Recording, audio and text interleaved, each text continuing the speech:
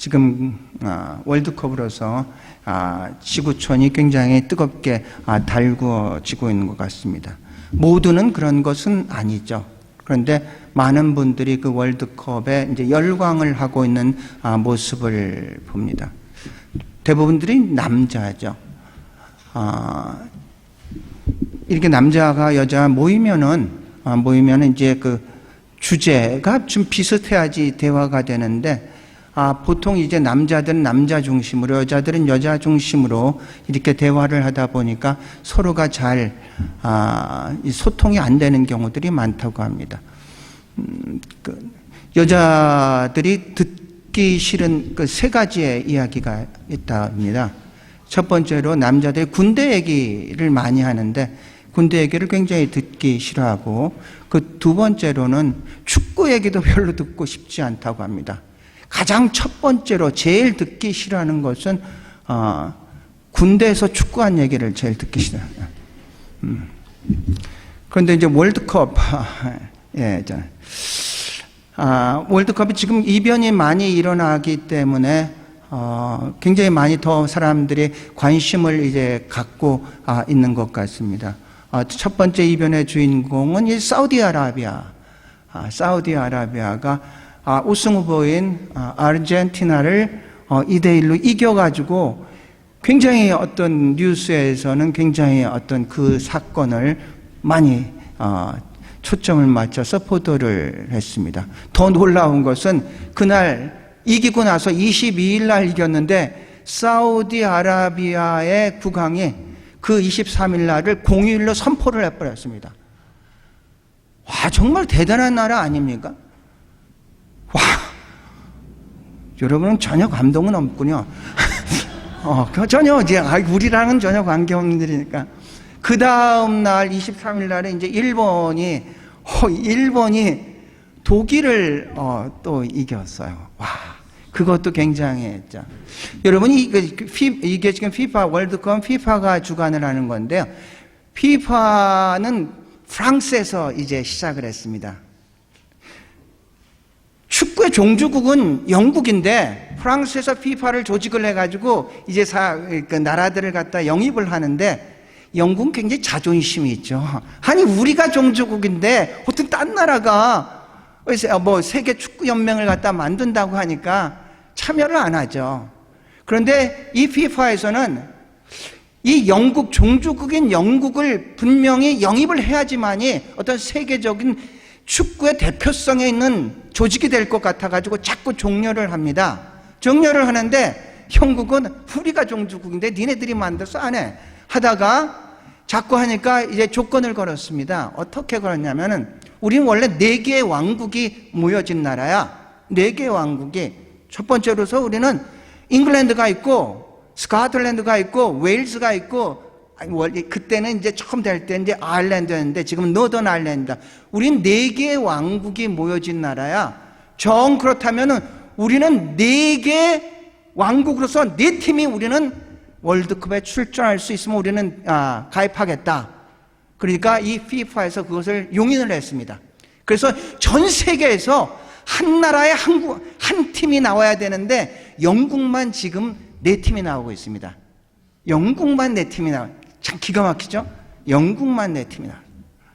그래서 지금 그 게임이 이제 했는데, 영국이 4팀에 있음에도 밑에 이제 예선전에서 이제 대부분은 약해서 이제 떨어지는데, 잉글랜드는 언제나 강하니까 언제나 이제 월드컵 32강에 가서 이제 하는데, 이번에는 웨일즈가 이제 나왔습니다. 그래서 이제 2팀이 이제 제비를 뽑았는데, 공교롭게도 같은 조에 속해가지고 적으로 만났습니다. 같은 나라의 팀인데 적으로 만나가지고 지금 이제 그 웨일즈는 좀 위기 상황이고 잉글랜드 좀 안전한 그런 어떤 전적을 이루고 있는 그런 상태입니다. 이게 이제 FIFA가 1904년에 이제 구성이 되고, 첫 번째 제1회 대회는 우루과이에서 일어났습니다. 그때 우승한 나라가 우루과이입니다. 그 우루과이랑 이제 우리가 게임을 며칠 전에 했었죠. 그런데 왜 우리 게임은 꼭 12시가 넘어가지고 게임하는지 저는 그게 이해가 좀 안 되는 것 같아요. 어저께 호주 게임은 한 8시인가 뭐 그때 했던 것 같아요. 그죠? 근데 왜 우리는 꼭 12시가 넘어야 되는지 그걸 잘 모르겠어요. 자, 그래가지고 이제 우리가 0대 0으로 비기자 우리는 마치 우리가 이긴 것처럼 그렇게 너무 기뻐했고, 이 우루과이는 진 것처럼 그렇게 침울한 그런 이제 상태가 됐습니다. 전 세계에 이런 어떤 기독교를 박해하는 그런 것들을 이제 조사하고 또 도와주고 협력하고 그런 단체가 오픈 도어스라는 단체가 있습니다. 이 단체는 1955년에 브라더 앤드류라는 사람이 네덜란드 사람입니다. 이 사람이 이제 폴란드 이제 공산화되고 이제 폴란드의 성경을 보급을 하기 위해서 만들었다가 이제 확산이 되고 지금 한 70개국에서 이제 활동을 하고 있습니다. 이제 호주에서도 활동을 하고 있습니다. 호주 책임자를 이제 만났습니다. 만나가지고 이름에 대해서 이제 물어봤습니다. 오픈 도어스라는데 이게 어떤 의미를 가지고 이렇게 이름을 전향했더니 자기네들은 그렇게 생각합니다. 이제 박해 대상 국가들을 주로 전도를 하고 선교를 하는 그런 단체인데 자기네들은 모든 문은 열려 있다고 생각한다고 합니다. 닫혀 있으면 오픈 도어스, 우리는 문을 열고라도 무슬림 국가라든지 공산 국가라든지 선교사가 갈 수 없는 그런 곳일지라도 우리는 가겠다, 이런 의지를 이 이름에서 이제 나타나고 있습니다. 오픈 도어스입니다. 그래서 이 선교단체에서 이제 그런 의미로서 이제 이름을 줬습니다. 그래서 여기에서는 91년부터 세계 기독교 박해지수 월드 워치 리스트라는 그런 이때 조사를 해가지고 매년 발표합니다. 91년부터 작년까지 한 번도 북한이 박해 대상의 1위를 놓친 적이 없는데 올해는 아프가니스탄이 가장 1위로 올라왔고 그 다음에 이제 북한이 2위로 이렇게 됐습니다. 그러니까 이런 나라들을 이제 계속 리스트를 하면서 기도를 해주고 이런 나라들에 필요한 어떤 물품이라든지 성경이라든지 이런 것들을 이제 도와주는 단체가 이제 오픈 도어스입니다. 지금 여기에서는 오픈도어를 중심으로 해서 지금 32개 국가 중에서 7개 국가가 기독교를 박해하는 그런 나라입니다. 그래서 전 세계 기독교인들이 이들을 위해서 우리가 기도를 해줘야 되지 않겠느냐 해서 이제 기도 운동을 하고 있습니다. 직접 우리가 거기에 가가지고 그 사람들에게 전도할 수 있는 그런 어떤 기회는 거의 없기 때문에 우리가 기도로라도 계속해서 이제 후원해 줘야 되지 않겠느냐. 그래서 이제 그런 오픈 도어스가 있습니다. 이런 사람들은 세계에는 우리가 생각하는 것처럼 우리가 원하면 선교사들이 어디든지 갈 수 있는 그런 나라가 그렇게 우리가 생각하는 것처럼 다 열려 있지가 않다는 얘기입니다. 무슬림 국가라든지 공산주의 국가라든지는 선교사의 타이틀을 가지고 절대로 갈 수도 없고 그곳에 가면 오히려 박해해서 추방을 당하게 되어 있습니다. 가까운 중국마저도 마찬가지입니다. 중국에 갑자기 어떤 기독교에 대한 박해가 이제 심해서다 보니까 거기에서 선교 활동한 사람들이 러시아로 빠지고 동남아로 빠지고 해가지고 중국은 굉장히 강해졌습니다. 조금 오래된 얘기인데 중국 이제 바울 신학교에서 이제 강의할 일이 있어서 거기에서 이제 중국은 우리가 알고 3성으로 되어 있죠. 흑룡강성이 있고 길림성이 있고 용영성이 있습니다. 흑룡강성 쪽에서 해림이라는 곳이 있습니다. 거기는 그 김좌진 장군과 우리가 연관이 된 겁니다. 김좌진 장군이 독립운동할 때 이제 그 근처에서 이제 계셨습니다. 거기에서 이제 바울 신학교를 이제 가기 위해서 시드니에서 비자를 받아야 되는데 제가 모르고 군복을 입고 가서 비자를 신청을 했더니 이 사람들이 제가 군복을 입었으니까 당연히 이제 구세군이라는 것을 이제 알고 왜 가려고 그냥 꼬치꼬치 묻는 겁니다. 그래서 관광 간다. 그랬더니 이제 믿어주지를 않다가 자가 맡기고 가라, 비자를, 패스포드를. 그러다가 나중에 이제 받고 이제 들어갔는데, 해림으로 들어갔는데, 그런데 이제 거기에 있는 사람들도 계속해서 이제, 무서워가지고, 어쨌든 간에 이제 통과를 해가지고, 모든 걸 무사히 마치고 이제 돌아온 경험이 있습니다. 이 공산국가들이나 이슬람 국가에서는 절대로 기독교의 이름으로 갈 수가 없는 곳입니다. 그렇다면 우리가 하나님의 땅끝까지 가서 나의 증인이다라고 하는데, 그럼 우리가 그런 지역은 방관하고 있어야 되느냐? 그렇지는 않다는 얘기입니다. 그래서 새로운 전략으로 나온 것이 이제 전문인 선교사입니다. 이 기독교의 이름이 아니라 그 나라에 필요한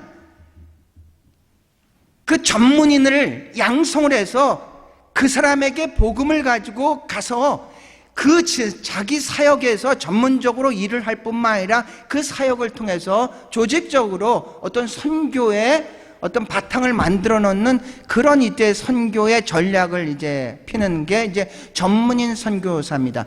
영어로 보면 텐트 메이커라는 이런 표현을 쓰는데, 바울이 텐트 메이커였습니다.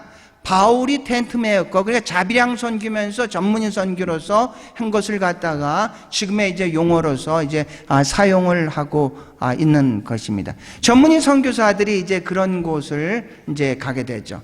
지금 매일 아침에 이제 전 세계 선교사님들 한 150명 정도 들어옵니다. 거기 전 5대양 6대주에서 다 이제 한 명이라도 이제 들어오는데, 그분들의 선교를 보면은 단순히 이 복음, 이게 성경 말씀 교회만 하는 게 아니라, 어떤 분은 태권도 선교를 하는 분이 있고, 어떤 분은 음악 선교를 하는 분이 있고, 어떤 분은 의료 선교를 하는 분이 있고, 선교사들이 굉장히 다양합니다. 한때 우리나라가 이 선교, 미국 다음에 선교 제2 국가로서 많이 했는데 지금은 조금 다운된 상태입니다. 한 2만 7천 명, 2만 5천 명 정도의 선교사가 지금 나가서 하나님의 말씀을 증거를 하는데, 그 직접적인 증거가 아니라 어떤 자기의 재능을 통해서 그것을 통해서 이제 복음을 전하는 이제 그런 역할을 이제 하고 있습니다.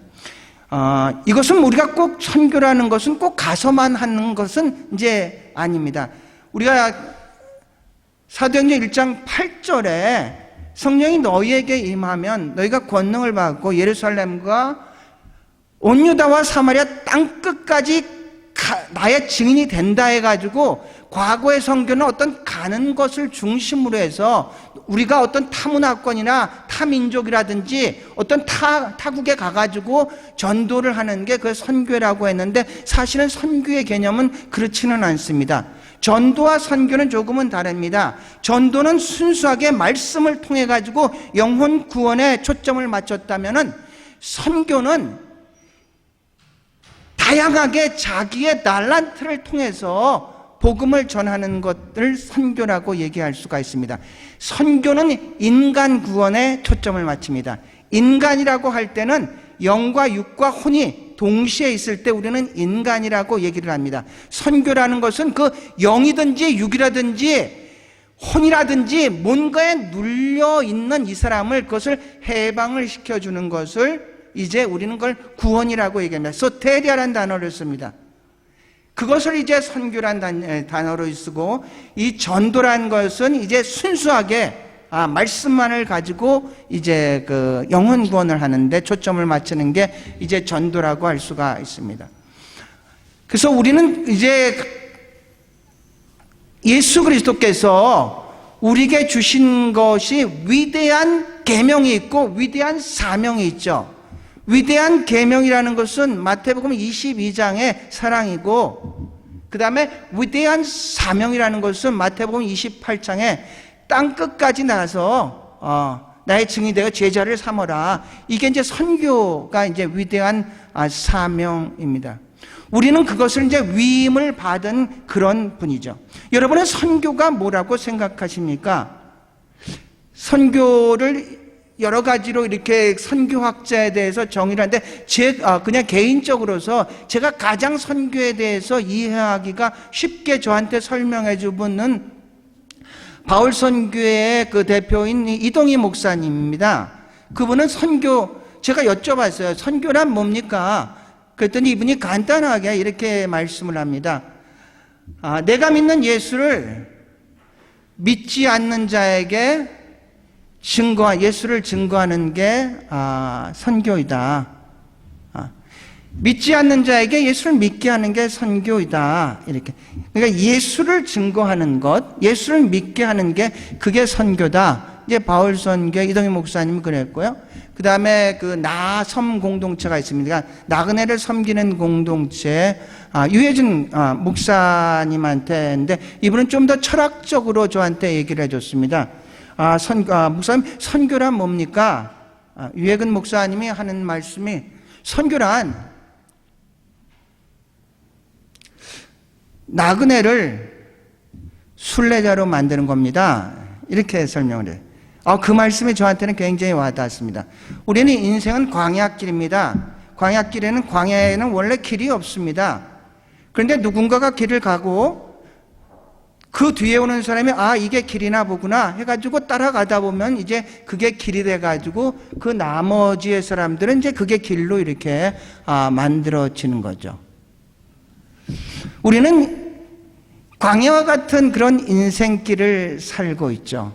어떤 사람들은 환경과 여러 가지 주변의 사람들에 의해 가지고 그냥 목적 없이 왔다 갔다 그렇게 살아가는 사람들이 참 많이 있죠.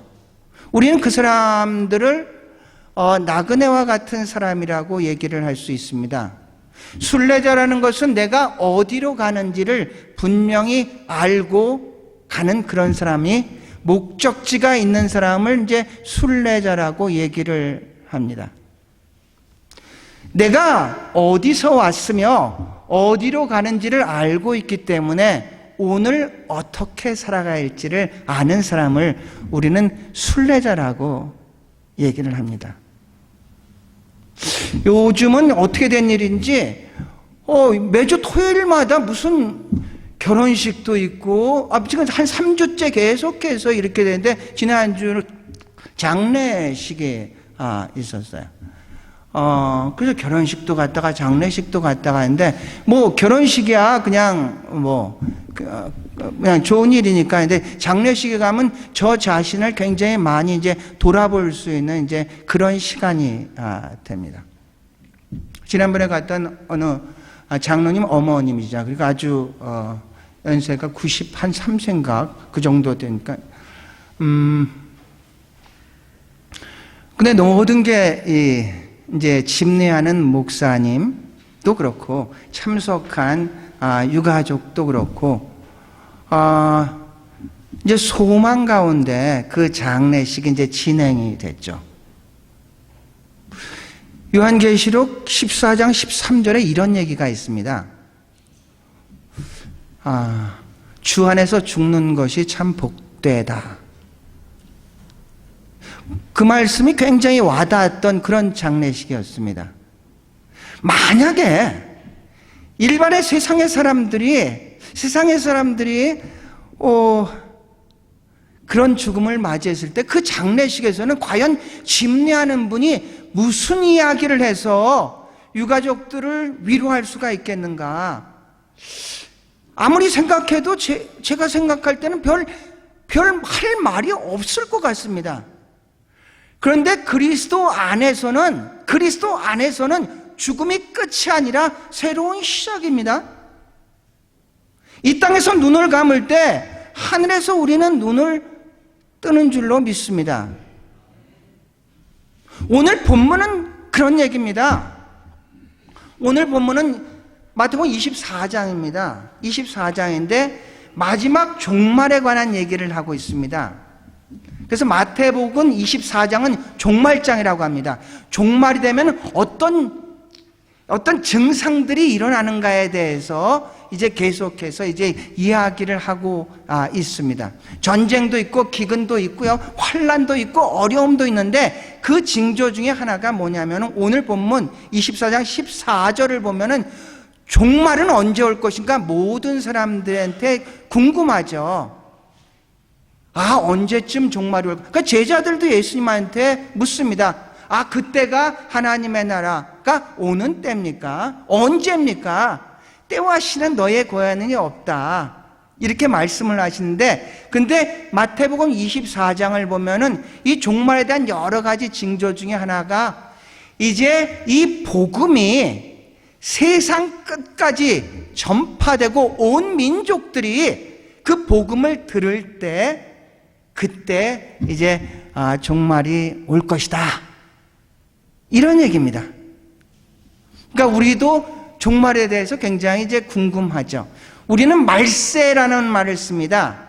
말세라는 뜻은 어떤 뜻이냐면 예수 그리스도의 초림부터 재림 그때까지가 다 말세입니다. 우리는 지금 그래서 말세를 살고 있는 그런 사람들입니다. 우리는 말세 지말이란 말도 쓰죠. 이제 점점 가까워진다는 얘기죠. 우리는 세계관이라는 표현을 쓰는데, 세계관이라는 것은 뭐냐면 세상을 바라보는 관점이 세계관입니다. 월드뷰입니다. 세상을 내가 어떻게 바라볼 것인가? 내가 하나님을 믿고 그 시각으로서 세상을 바라볼 것인가? 아니면 무신론으로서 세상이 전부이고 유물론자로서 세상을 바라볼 것인가? 예수 그리스도를 믿고 바라보는 것과 믿지 않고 바라보는 여러 가지의 이제 관점이, 세상을 바라보는 관점이 이제 다르죠. 종교마다도 다릅니다. 종교마다도 달라요. 이제 크게 불교는 어떤 시간이란 개념을 어떤 원으로 바라보죠. 원으로 바라보기 때문에 어떤 윤회를 얘기를 하고 있습니다. 그런데 기독교의 시간관은 직선입니다. 계속해서 우리는 종말을 향해서 이제 달려가는 그런 직선의 시간관을 우리는 가지고 있습니다. 그래서 시간이 가면 갈수록 이제 말세 지말로 더 가까워지고 있는 것입니다. 우리는 이제 그런 시대에 이제 살고 있고, 그런 징조로서 정말로 우리는 점점 세상이 악해져 가고 있다는 것은 종말이 점점 가까워지고 있구나라는 것을 우리는 스스로 이제 인식을 해야 된다는 얘기입니다. 과거에는 우리가 그랬습니다. 웰빙에 대해서 굉장히 관심이 많았죠. 어떻게 하면 잘 살까? 그런데 고령화 시대가 되면서부터 웰 에이징에 대해서 관심을 많이 갖습니다. 어떻게 하면 잘 늙어갈까? 그러다가 웰 다잉에 대해서 어떻게 하면 잘 죽을까에 대해서 이제 관심을 갖게 되죠. 사랑하는 성도 여러분, 어떻게 하면 잘 죽을 수 있겠습니까? 어떻게 하면 잘 죽냐면요, 잘 살면 잘 죽을 수 있습니다. 어떻게 하면 잘 사냐고요? 예수 믿으면 잘 살 수 있습니다. 다른 방법이 길이요 진리요 생명입니다. 여러분은 여러분의 가치를 어떻게 생각하십니까? 여러분은 어떻게? 재밌는 걸 얘기해 봤어요. 세계에서 가장 비싸게 팔린 그림이 뭔지 아십니까? 세계에서 가장 비싸게 팔린 그림이 레오나르도 다빈치가 그렸던 살바도로 문디라는 그런 그림이라고 합니다. 살바도로 문디, 그게 무슨 뜻이냐면은 세상의 구세주 이런 뜻입니다. 예수 그리스도 이렇게 세상의 구세 살바도로 문디, 이게 얼마에 팔렸냐면요 4,900억에 팔렸다고 합니다. 4,900억. 내 돈도 아닌데 놀라지도 않죠? 놀라지도. 그런데 이걸 누가 가지고 계신 줄 아십니까?